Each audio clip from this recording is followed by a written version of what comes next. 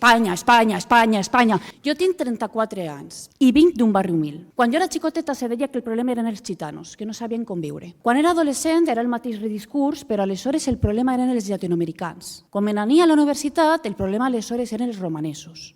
I ara vostès diuen que el problema són els marroquins. Sabeu quin és el factor dominador comú de tots aquests casos?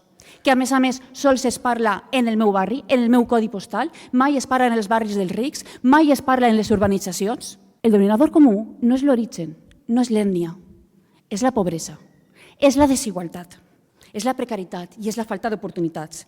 El problema és la brutal desigualtat que existeix en aquest país i vostès ho saben. Però en lloc de combatre la desigualtat, prefereixen tapar-la en una bandera ben gran i dir Espanya, Espanya, Espanya, Espanya, front a les desigualtats, front a qualsevol problema, vosaltres Espanya. Ho fan fomentant l'odi i en una cortina de fum ben gran que tape totes les seues vergonyes.